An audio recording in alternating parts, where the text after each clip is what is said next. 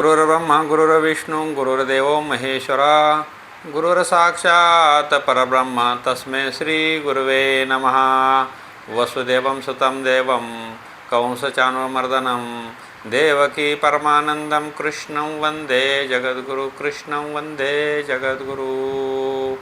ओम ब्रह्मानन्दं परं सुखदं केवलं ज्ञानमूर्ति द्वन्द्वातीतं गगनसदृशं तत्त्वमस्यादिलक्षणम् एकं नित्यमचलं सर्वादिसाक्ष्यभूतं भावातीतं त्रिगुणरहितं सद्गुरुं तन्नमामि सद्गुरुं तन्नमामि. जयांच्या केलिया स्मरण होय सकल विद्येचे अधिकरण तेची बंधू श्रीचरण श्री गुरूंचे ते नमस्कारुनी. आता माझ्या भावा अंतराय नको देवा आले भागा ते करीतून तुझे नाम उच्चारितो.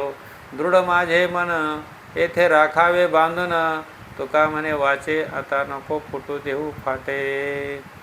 ओम नमो भगवते वासुदेवाय नमः. आपण ज्ञानेश्वरी या महान ग्रंथावर थोडंसं संक्षिप्त निरूपण करत आहे आणि त्याचे 4 अध्यायावर आपण निरूपण केलेले आहेत. आणि आज आपण 5व्या अध्यायावर संक्षिप्त निरूपण करणार आहोत.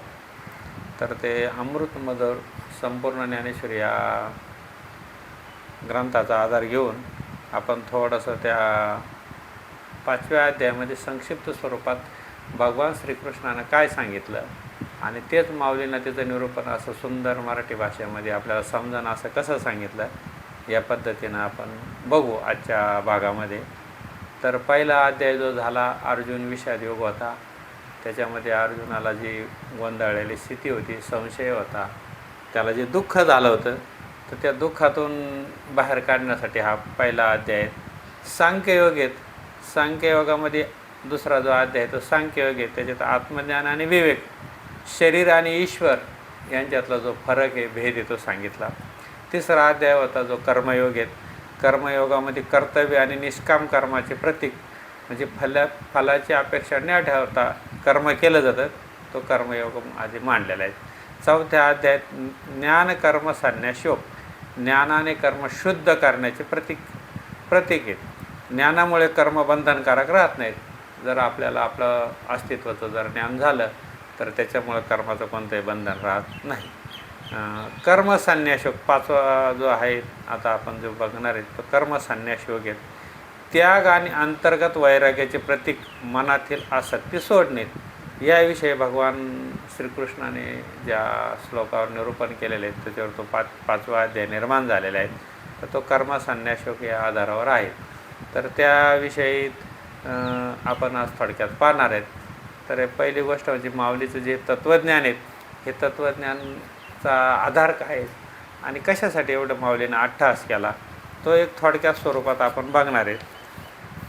तर ज्ञानेश्वर महाराजांचं जे तत्त्वज्ञान आहेत हे संक्षिप्त सांगायला गेलं तर परमात्मा हा सद्रूप आहे. त्याची सत्ता आग्रह अस्तित्व स्वतः सिद्ध आहे. परमात्म्याचं जे अस्तित्व आहे ते स्वतः सिद्ध आहे, त्याला सिद्ध करण्याची गरज नाही, ते स्वयंभू आहेत. आणि तो सत चित व आनंदरूप आहे. तो सतत आहेत, चित स्वरूप आहेत, आनंद स्वरूप आहेत. सत म्हणजे अस्तित्व रूपाने आहेचे. सृष्टी नव्हती तेव्हा पण होता, आता पण आहे, सृष्टीचा लय झाल्यानंतर प्रलय झाल्यानंतर तो राहणार आहेत, असं अस्तित्व रूपानं आहेत. चित म्हणजे ज्ञानरूप, चेतनरूप व प्रकाशरूप आहेत. म्हणजे तो ज्ञानरूप आहेत, चेतनरूप आहे, प्रकाशरूप आहेत. आनंद म्हणजे आनंदरूप आहेत. पदे तिन्ही असली तरी एकाच वस्तूचा निर्देश केला जातो. सतचित आनंद ही पदेसुद्धा सापेक्ष आहेत. परमात्मा त्याच्या पलीकडचा आहेत. ही पदंसुद्धा त्याला एक अलंकार आहेत, परंतु त्या अलंकाराच्या पलीकडं तो आहे.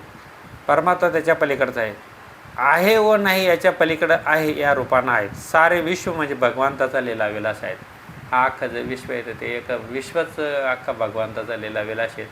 ह्या माऊलीच्या तत्त्वज्ञानाचं जे संक्षिप्त स्वरूप आहेत ते अशा प्रकारे आहेत. या चिदविलासवादाच्या तात्विक विचारसरणीस अनुसरणच ज्ञानदेवाने भक्तीचे स्वरूप विषद केले आहेत. विश्वामध्ये देव नसून देवाच्या एका अंशामध्ये सारे विश्व सामावलेले आहे. जर त्याचं बारकाईनं जर अभ्यास जर केला तर विश्वात देव नाही तर देवाच्या एका अंशानंच हा अख्खा विश्व त्याच्यात सामावलेलं आहे.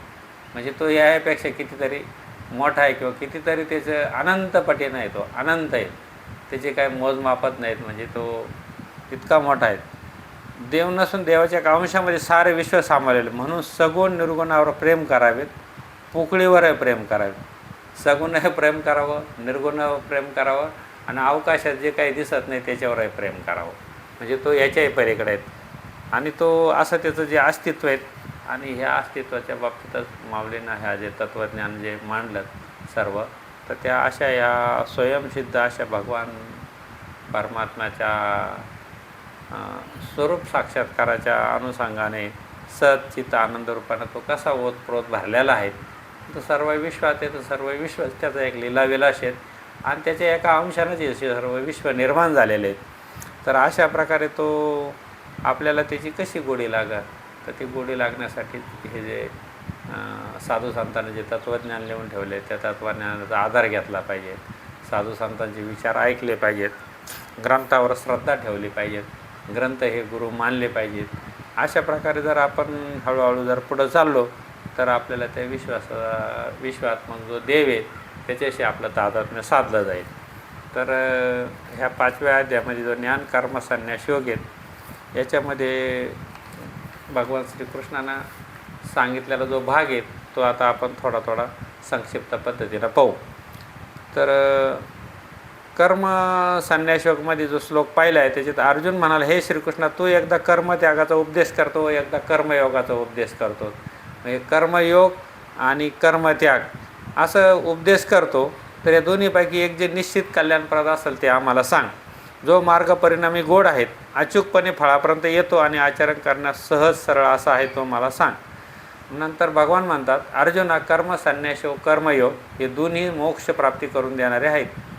कर्माचा संन्यास घेणे आणि कर्मयोगाने कर्म करणे आणि हा कर्म जो योग आहे तर त्या दोन्हींचा जर आश्रय केला तर दोन्ही मोक्षापर्यंत घेऊन जातात. दोन्ही वाटा ह्या मोक्षापर्यंतच घेऊन जाणारे आहेत. सर्वांना कर्मयोग सोपा आहे. पाण्यातून तरुण जाण्यास ज्याप्रमाणे नाव हे सोपे साधन आहे त्याप्रमाणे कर्म हे सोपे साधन आहेत. जो नाहीसे झालेल्या विषयाची आठवण करत नाहीत, विषय प्राप्त झाले तरी त्याची इच्छा करत नाहीत, जो पर्वताप्रमाणे विचाराने स्थिर असतो, ज्याच्या अंतःकरणातून मी आणि माझे हा स्वार्थ नाहीसा झालेला असतो, तो खरा संन्यासी होय. मी आणि माझे विसरले जायचे अंतःकरण, तोच संन्यासी जा निरंतर. असा जो संन्यासी आहे, जो मी आणि माझं जो विसरलेले स्वार्थरहित झालेला आहे, तो खरा संन्यासी. ज्याचे मन पूर्ण शुद्ध झालेले असते तो मोक्ष सुखाला प्राप्त होतो. अशा शुद्ध मनाच्या माणसाला घरदार वगैरे काही सोडावं लागत नाहीत. मनातील दोष नाहीसा झाला की प्रपंच हा परमार्थ रूप बनून जातो. मनातील सर्व प्रकारच्या भ्रमाच्या कल्पना नाहीशा झाल्या की मोक्षरूप आनंद शिल्लक राहतो. सर्व प्रकारचे जेवढे ह्या संपूर्ण ज्या कल्पना त्या भ्रमातून निर्माण झालेल्या आहेत, टोटल जेवढ्या आपण जे दैनंदिन जीवनामध्ये बघतो, म्हणजे जन्माला आल्यापासून जे मरेपर्यंत जे मनुष्याच्या कल्पना करतो तर ते संपूर्ण भ्रमातून निर्माण झालेले असतात. आणि तो जर कल्पनाच नाहीशा झाल्या तर मोक्षरूप आनंद शिल्लक राहतो, बाकी काहीच राहत नाही. कर्म संन्यास आणि कर्मयोग हे भिन्न प्रकारचे फल देणारे आहेत असे अज्ञानी लोक बोलतात, पण तसं नाही. कर्म संन्यास आणि कर्मयोग दोन्ही वेगवेगळ्या प्रकारचे फल देणारे नसून ते एकच प्रकारचे फल देतात. पण शास्त्री पंडित तसे बोलत नाहीत. प्रत्येक दिव्याचा प्रकाश सारखाच असतो, त्याप्रमाणे दोन्ही योग मोक्ष प्राप्त करून देतात. कर्म संन्यासाला जे फळ प्राप्त होते ते फल कर्मयोगाला ज्ञानाने प्राप्त होते. दोघांची सहजच एकरूपता आहे. आकाश आणि पोकळी यांच्यात जसा भेद नाही त्याप्रमाणे योग व संन्यास यात भेद नाहीत. याची जाणीव ज्याला होते त्याला साधनेशिवाय आनंद प्राप्त होतो. बघा, ज्याप्रमाणे योग व संन्यास यात भेद नाही, आकाश आणि पोकळी यांच्यात जसा भेद नाही त्याप्रमाणे योग व संन्यास यांच्यामध्ये कोणताही भेद नाहीत. याची जाणीव ज्याला होते त्याला साधनेशिवाय आनंद प्राप्त होतो. जो कर्मयोगाच्या मार्गाने मोक्षरूप पर्वतावर चढतो त्याला ब्रह्मसुख प्राप्त होते. परंतु चित्तशुद्धी न होता जो कर्मयोग टाकून संन्यास घेण्याचा प्रयत्न करतो त्याला खऱ्या संन्यासाची प्राप्ती होत नाहीत. परमार्थात सगळ्यात महत्त्वाचा जो भाग आहे तो चित्तशुद्धीचा आहे.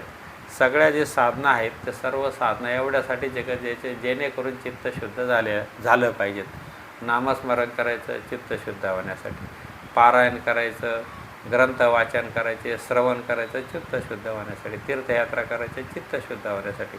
हे संपूर्ण जे साधना आहेत हे सगळं चित्तशुद्ध झालं का ते तिथं ते तयारच आहे ती गोष्ट.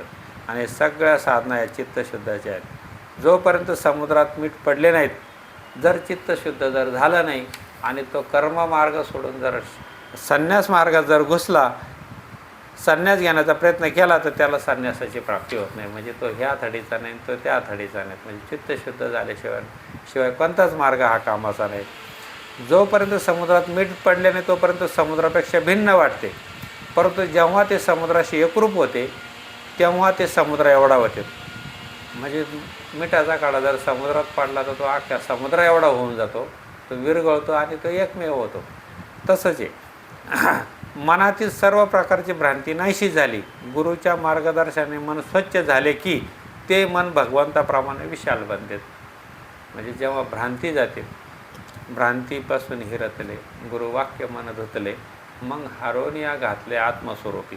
म्हणजे जेव्हा हे भ्रांतीपासून गुरु आपलं मन घेतो आणि ते धुवून काढतो, स्वच्छ धुवून काढतो आणि तो आत्मस्वरूपाला घालतो, तर मन कुठं अडकलेलं असतं, तर भ्रांतीमध्ये अडकलेलं असतो. तो सततच तो भ्रांती असतो. तर त्याला हे करावं का ते करावं, मी कोण आहे, कशासाठी आलो, हे त्याचे अनंत प्रश्न असतात. आणि त्या मनाचे प्रश्न सोडवणारा फक्त हा एक सद्गुरूच असतो, बाकी कोणीही नसतो. तर अशा प्रकारे जर त्या सद्गुरूंना गुरुच्या मार्गदर्शन मन स्वच्छ झाले की ती मन भगवंताप्रमाणे विशाल बनते. मग जे असं मन एकदम स्वच्छ होईल, पारदर्शक होईल असं काचेप्रमाणे, तेव्हा त्या पारदर्शक मनापासून ते आरपार जे दिसलं जातं, आरपार जे पाहिलं जातं, तर ती वस्तू आणि तो एकच होऊन जातो. मनाचे मन पण जाऊन ते चैतन्यरूप बनते. देहाने तो मर्यादित असतो, परंतु प्रेमाने तो अमर्यादित असतो. तर देहानं मात्र मर्यादित दिसाल, पण जर प्रेमानं बघितलं तर तो अख्ख्या विश्वंभरावर प्रेम करतो, रात्रंदिवस प्रेम करतो. अशा प्रकारच्या विराट अनुभवात द्वैत नसल्यामुळे कर्ता, कर्म आणि कर्तव्य ही त्रिपुटी नाहीशी होते. अशा प्रेमाच्या अनुभवामध्ये काहीच शिल्लकच राहत नाही, त्रिपुटीच नाहीशी झालेली असेल. तो सर्व प्रकारचे कर्म करीत असला तरी तो अंतकर्म पूर्ण शुद्ध झाल्यामुळे तो परमार्थात अकर्ता असतो. मी देह आहे हा भावच त्याच्या मनात नसतो, त्यामुळे अभिमान निर्माण होत नाही. वरून तो सामान्य माणसासारखा असतो, परंतु आतून असामान्य असतो. तो सर्व कर्म करता असतो, पण मनात भगवंताचे प्रेम सदैव प्रगटलेले असते, त्यामुळे कर्म त्याला बाधा करू शकत नाही. जसं एखादी पतिव्रता सततच पतीचं ध्यान करत असतं, पतीच्या स्मरणात राहते, तिच्या हातात दिवसभर कर्म होत असतात, पण ते कर्म करीत असताना ते संपूर्ण कर्म जसे ते पतीच्या सेवेकरताच करते, पतीच्या इच्छा करताच करते, पतीच्या समाधानात करतात आणि ते त्यालाच अर्पण करतात. तसं माणसाचं मन एकदा भगवंतामध्ये प्रेमानं त्याच्यामध्ये विरघळलं आणि त्याला भगवंताचं प्रेम मिळालं, भगवंतावर प्रेम करता आलं, तर त्याच्या हातून होणारे सर्वच कर्म हे सर्व भगवंताला अर्पण होतात. म्हणजे त्याचे कर्मसुद्धा भगवंतमय होतात. अशा प्रकारे सर्व कर्म भगवंताला अर्पण करून फळाची इच्छा न करता जीवनाची वाटचाल केली पाहिजे. दिव्याच्या प्रकाशात घरातील व्यवहार जसे होतात, त्याप्रमाणे देहाच्या योगाने कर्मयोगाची सर्व कर्मे होतात. पाण्यात राहणारे पदमपत्र पाण्याने ओले होत नाही, त्याप्रमाणे तो सर्व कर्मे करतो, परंतु कर्मबंधाने बद्ध होत नाहीत. तान्ह्या मुलाचे हातपायाची हालचाली इच्छारहित होत असते. ताना मूल सारखा हातपाय हालित असतो, पण त्याला तशी काहीच इच्छा नाही राहत, ते सहज हलवत असतात. त्याच्यामागं काही धोरणही नसतं किंवा त्याला काही ते करण्याची काही गरज आहे असंही बी नसतं, तर ते सहज चालू असतात. तशा प्रकारे साधकाची, हरिभक्ताची किंवा योग्याची अशी अवस्था राहते. तो सर्व कर्म करत असतो, पण ते कर्म करण्यामागं त्याच्या काही असं हेतू किंवा काही असं स्वार्थबुद्धी नसते. तो सहज कर्म करतो. अहंकार गेल्यामुळे मनाने केलेले कर्मही त्यांना बाधा निर्माण करू शकत नाही. त्यांना बुद्धीपासून देहापर्यंत मीपणाची आठवण नसते, म्हणून ते कर्म करूनही शुद्ध असतात. मी हे कर्म करतो हा अहंकार संपला की कर्म निष्कर्म बनते. मी हे कर्म करतो कारण चाले हे शरीर कोणाचे असत ते कोण बोलवित हरिविन, देखवे ऐकवे एक नारायण तयाचे भजन चुकूच नको. म्हणजे असं एकदा जर आपल्याला कळलं, आपल्याला असा गुरुकडून जर अनुभव आला आणि आपण कर्म हे शरीर करत नसू, तर हे कर्म हे आपल्या देहामध्ये असणारा जो साक्षी भावानं जो आत्मस्वरूपी आहे, त्या स्वरूपाच्या सत्यानं आपल्या देहाची हालचाल होते. कारण वृक्षाची पानं हाले ज्याची सत्ता ते त्या अहंता कोठे राहिली. असं जर वृक्षाचंही पान जर त्याच्या सत्यानं हालतं तर मग तुझी सत्ता नेमकं कुठे आहेत? तर आपली सत्ता कुठेच नाही. कारण हे कर्म होत असतात तर त्याच्या मागेही सत्ता ईश्वराचीच आहे. आणि असं ज्यांना जाणलं, ज्याला अनुभव आला, ज्यांना असं समजून घेतलं, अशा हरिभक्ताला तर मी कर्म करतो हा असं त्याचा अहंकार राहत नाहीत. त्याला माहीत असतं का आपण हे कर्म करत नाहीत, हे कर्म जरी घडत असतात तरी ते त्याच्या सत्यानं फिरत असतात, होत असतात. फॅन पळतो पण करंट पाहिजे. म्हणजे फॅन हा फिरतो पण तो करंटच्या सत्यानं फिरतो. पण आपण काय म्हणतो, फॅन फिरतो. फॅन काही फिरत नाहीत. फॅन हा निर्जीव आहे. फॅनाला काही स्वतःचं काही असं अस्तित्व नाहीत. त्याला जेव्हा सप्लाय दिला जातो तेव्हाच तो फॅन फिरला जातो. ते एक साधन आहेत आणि त्या साधनाची मोडतोड होते, त्याला एक्सपायरी होते. तशी विजेची तशी काही एक्सपायरी नाही, ती एनर्जी आहेत.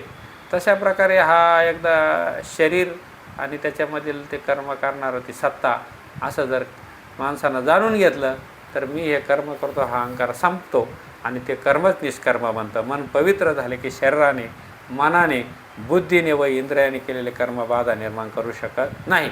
निष्काम कर्मयोगी कर्मफल भगवंताला अर्पण करतात. निष्काम कर्मयोगी ते कर्मफल भगवंताला अर्पण करतात. अखंड शांती प्राप्ती करतात. सकाम पुरुष फळाच्या ठाई आसक्त होऊन अनेक प्रकारच्या वासनाच्या बंधनात सापडतात.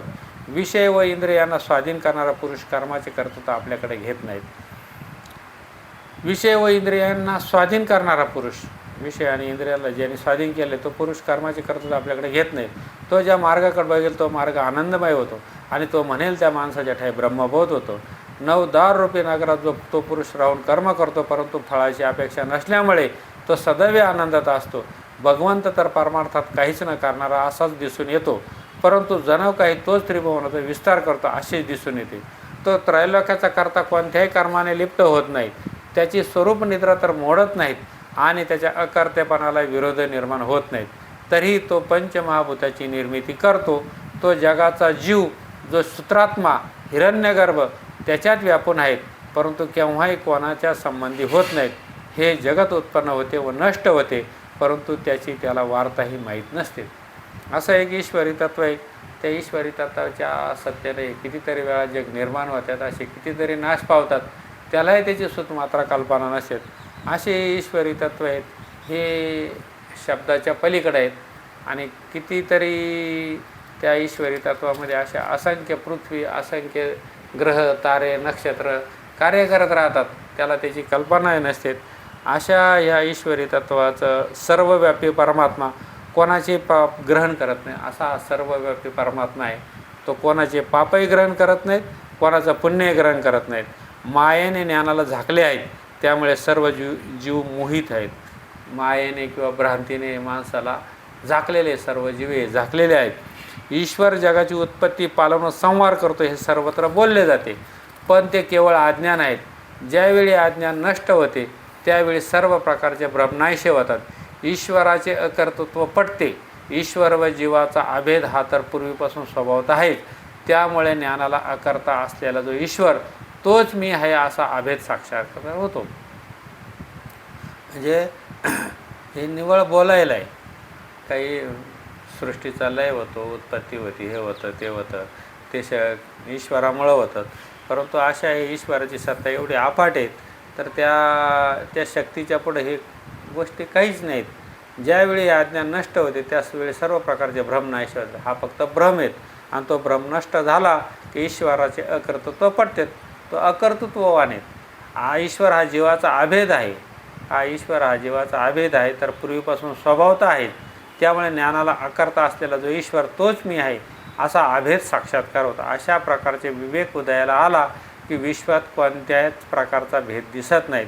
ज्याची बुद्धी भगवंताशी एकरूप झाली आहे, मन तदाकार झाले आहेत, त्या भगवंताशी जो निरंतर एकरूप होऊन राहिले आहेत त्यांना मोक्ष प्राप्त होतो. सूर्य ज्याप्रमाणे अंधकाराचे स्वरूप स्वप्नातही पाहत नाहीत, अमृत ज्याप्रमाणे मरणाची कथा ऐकत नाही, चंद्राला ज्याप्रमाणे उष्णता कळत नाही, त्याप्रमाणे ज्ञानी भूतांच्या ठिकाणी भेद जाणत नाहीत. जसं यांच्यामध्ये कोणताच भेद नाहीत किंवा सूर्य जसं कधी कधी अंधकार हा स्वप्नातही पाहत नाहीत, अशी त्यांची स्थिती आहे. तशी ज्ञानी माणसाची अशी स्थिती आहे का तो कोणामध्येच भेदच पाहत नाहीत. सर्व ईश्वराचेच अंश आहेत हे ईश्वराच्याच अंशापासून हे संपूर्ण बनलेले आहेत आणि आपणही त्याचाच भाग आहेत. अशा प्रकारे ज्ञानाच्या ठिकाणी संपूर्ण कल्पना नष्ट होते, संपूर्ण भेद नष्ट होतो आणि तो त्याच्याशी तादात्म्य पावतो.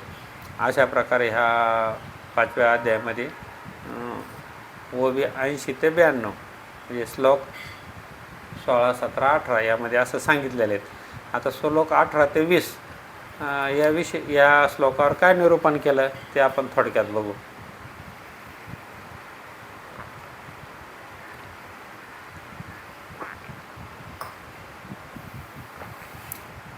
आत्मज्ञानी पंडित सर्वावर समान प्रेम करतात. हे चिल्लर आहे, हा हत्ती आहे, तसा लहान मोठेपणाचा भाव त्याच्या हृदयात नसतो. ज्यानं आत्मज्ञान संपादन केलेले तो सर्वांमध्ये कोणामध्ये भेदच बघत नाही, तो समान दृष्टीनं प्रेम करतात. हा छोटा आहे, हा मोठा आहे असा लहान मोठ्यापणाचा भाव त्याच्या हृदयात नसतो. हा सामान्य आहे, हा ब्राह्मण आहे असा श्रेष्ठ निष्ठ भावना मनात नसतो. हा जवळ आहे, हा दूर आहे असा देशभेदाचा भावना मनात नसतो. हा आपला आहे, हा परका आहे असा अपपार भावही नसतो.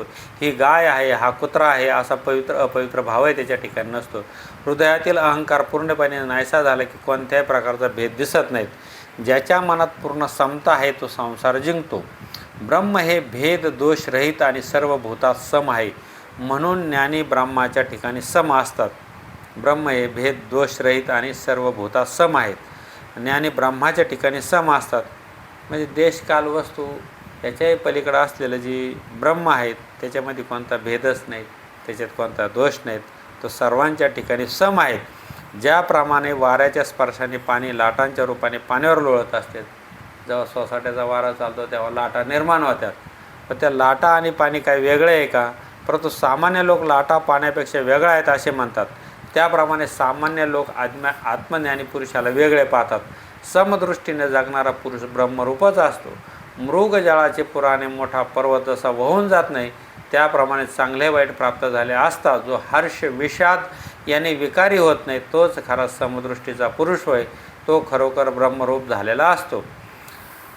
कमलपत्राच्या ताटात जो शुद्ध चंद्रकिरणाचे भोजन करतो, कमलपत्राच्या ताटामध्ये जो शुद्ध चंद्रकिरणाचे भोजन करतो तो चकोर पक्षी वाळूचे खडे चाटत बसल काय? एकदा त्या मनुष्याला एकदा खरं ईश्वराचं स्वरूप कळलं, त्याच्या मनातून भेद गेला, त्याच्या मनातून कल्पना भ्रांती गेली, तर त्याला ह्या गोष्टीचं काहीच विशेष असं वाटणार नाही आणि तो एकदम शुद्ध आणि पावन मनाचा होईल आणि त्याला मात्र सत्य आणि असत्य याची कल्पना राहील. कारण जसा एखादा कमलपत्राच्या ताटात जो शुद्ध चकोर आहे, जसं चंद्रकिरण सेवन करतो अमृताचे, तसं तो काय वाळूचे खडे खाईल का? एकदा ज्याला चंद्रकिरणाचीच अमृताचीच गोडी लागली तर तो काय वाईट गोष्ट कधी खाईल का? त्याचं सेवन करेल का? त्याप्रमाणे ज्याला आत्मानंद प्राप्त झाला आहे तो सामान्य विषयाकडे धावेल काय? ज्याला आत्मसाक्षात्कार झाला नाही तोच या विषयात रंगून जातात, विषय सुखात सुख मिळवण्याचा प्रयत्न करतात.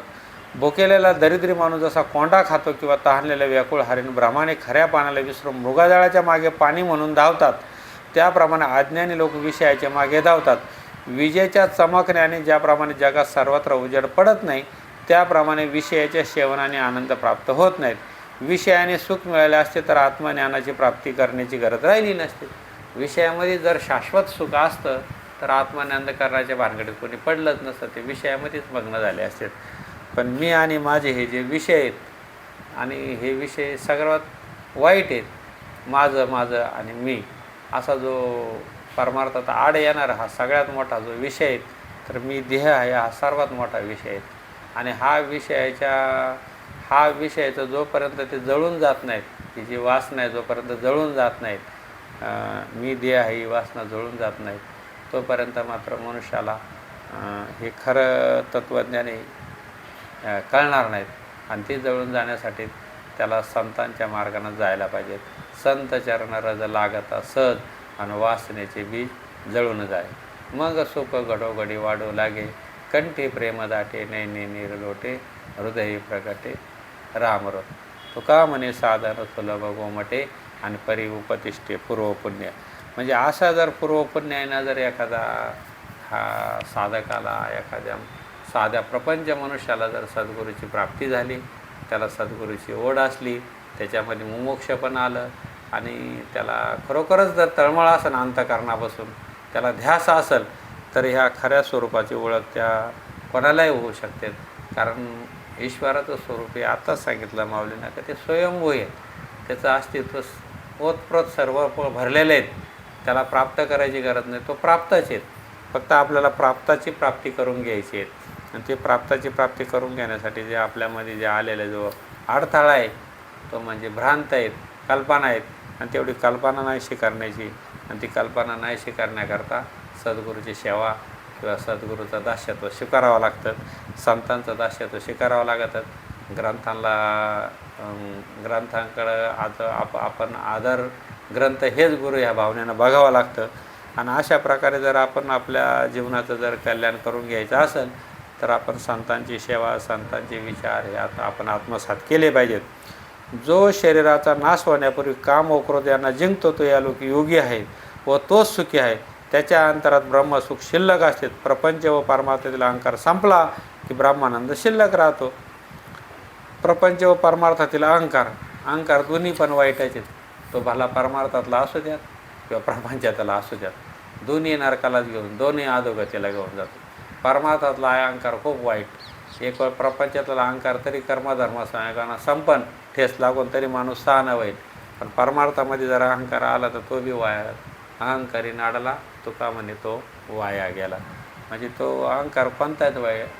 संशय जसा वाईट, संशयावनी थोर, अनेक नाही पाप घोर, आणि हे विनाशाचे वाघोर प्राणी अशी. संशय बी असा आहे का तो ज्ञानी माणसाला खूप जाम करतो, त्याचं गचुंड धरतो. एक वेळेस अज्ञानी माणसाला संशयाने एवढा घेरला जात नाही, पण ज्ञानी माणसाला खूप संशयाला घेरला जात नाहीत. कारण माऊलीची तशी उभी आहे ज्ञानेश्वरीमध्ये. म्हणजे अशा प्रकारे संशय, अज्ञान, मोह, कल्पना, भ्रांत हे सगळे एकाच शब्दाचे अवयव आहेत. आणि ते सगळे याच्यावर अवलंबून आहेत, अज्ञानावर अवलंबून आहेत. आणि ते अज्ञानाला जर सज्ञान करायचं असेल तर त्याला सद्गुरूची, संतांची सेवा करायला पाहिजेत, ग्रंथांचे विचार ऐकले पाहिजेत. अशा प्रकारे ह्या 5व्या अध्यायाच्या शेवटी असं सांगितलं, आकाशात वायू जसा एकरूप होऊन जातो त्याप्रमाणे योगी भगवंताशी एकरूप होऊन जातो. त्याच्या जीवनात अखंड शांती निर्माण होते. ते ब्रह्मनिष्ठ आनंदाचे तंतोतंत चित्र आहेत आणि सुखाचे अंकुर आहेत, किंवा त्याच्या रूपाने ब्रह्मज्ञानाने जणू क्रीडा केली आहेत. ते विचारांचे गाव आहेत, ते सत्वगुणाला सात्विकपणा आहेत, ते चैतन्याची शरीराचे डौलदार ठेवण आहेत. शुद्ध अशा आत्मप्रकाशाने जो हे विश्व आपले स्वरूप आहे असे पाहतो, शुद्ध अशा आत्मप्रकाशाने, म्हणजे ज्याला ते ज्ञान प्राप्त झाले, ज्याला सद्गुरूची कृपा झाली आणि ज्याची अज्ञान गेलं, अशा हरिभक्ताला ते चैतन्याचे शरीराचे ते सत्वगुणाला सात्विकपणा आहेत, किंवा तो संपूर्ण विश्वाचे हे ईश्वरानं भरलेले ते विश्वात्मकतेचे आहेत, असं जो बघतो तर त्याला ह्या जीवनात परत काही करण्यासारखं काही राहत नाहीत आणि त्याचे संपूर्ण कर्म हे सर्व ईश्वराला अर्पण होतात. तर अशा प्रकारे तो देहानं देखील परब्रह्म आहेत. ज्यांनी काम क्रोधानं जिंकून भगवंताशी ऐक्य साधले तो देह असताना जीवनमुक्त आणि देह नसताना विधेयमुक्त असतात. म्हणजे देह असताना जीवनमुक्त आणि देह नसताना तेव्हा ते मुक्त, विधेयमुक्त असतात. अशा त्या अवकाशात ते सर्वत्र असतात. अशा प्रकारे जे बाहेरच्या विषयाचे चिंतन न करता नेत्राची दृष्टी दोन्ही भुवांच्या मध्यभागी स्थिर करून नाकातून वाहणाऱ्या प्राण व अपान वायूला सम करून, ज्याने इंद्रिय, मन व बुद्धी यांना वश केले आहेत, ज्याच्या हृदयातील इच्छा, भय व क्रोध संपला आहे, तो सदा मुक्त आहेत. मनोरूपी पटावर देहाच्या ठिकाणी मी व माझे भ्रमचित्र उमटत नाहीत. जसे तळे आटले मी त्यात प्रतिबिंब दिसत नाहीत, त्याप्रमाणे मनाचा अहंकार जाऊन ते मन प्रेमरूप बनले की मनुष्य देह असतानाच ब्रह्मरूप होऊन जातो. म्हणजे तळ्यामध्ये जे पाणी आहे ते पाण्यामधलं जर तळ्यातलं पाणी जर आटलं तर त्याचे प्रतिबिंब दिसत नाहीत. तसंच त्याप्रमाणे मनाचा अहंकार आहे तोपर्यंतच ते आपल्याला आपण देह आहे असं मानतो. आणि जेव्हा हा मनाचा अहंकारच पूर्णपणे बदलून जाईल, म्हणजे बिंबाच्या ठिकाणी जाईल, तसं मन मनाच्या ठिकाणी जेव्हा एकरूप होईल, ब्रह्मरूप होईल, आणि अशा ठिकाणी तो मनुष्य देह असतानाच मुक्त होऊन जाईल. अशा प्रकारे मनुष्य देह असतानाच ब्रह्मरूप होऊन जातो. यज्ञ व तप यांचा भोगता, सर्व लोकांचा महेश्वर, सर्व भूतांचा मित्र अशा मला जाणून तो मुनी मोक्षरूप परमशांतीला प्राप्त होतो. अशा प्रकारे हे जे ईश्वरी तत्त्वज्ञान आहेत हे आपण ऐकलं, सद्भावानं ऐकलं तर आपल्याला थोडंसं का होईना काहीतरी आपल्याला खारीच्या वाटाप्रमाणे आपल्या पदरात काहीतरी भेटल. अशा प्रकारे आपण साधू संतांवर पूर्ण विश्वास ठेवून जर आपण हे जर अंगीकार करण्याचा प्रयत्न केला तर थोडं काहीतरी आपल्या वाटेला ईश्वराचा प्रसाद आल्याशिवाय राहणार नाहीत. आणि ईश्वर काय एवढा हा दयाळू आहे, त्याचा स्वभावच दयाळू आहे. संतांचा स्वभाव दयाळू आहेत, ते उदार आहेत, ते ब्रह्मनिष्ठ आहेत, ते कृपाळू आहेत. अशा प्रकारे संतांना जेव्हा आपल्या मनाची जी घालमेल असते ती त्यांना कळते. जर आपल्या अंतःकरणामध्ये आपल्याला ईश्वराविषयी प्रेम निर्माण झालं तर संत स्वतःहून आपल्यापर्यंत येतात, प्रत्येक जीवापर्यंत जातात येणे प्रकारे आणि त्याला ते उपदेश देतात. अशा प्रकारे या विश्वामध्ये जेव्हा ईश्वर हा कार्य करायला येत नाही तेव्हा संत हे कार्य करीत असतात.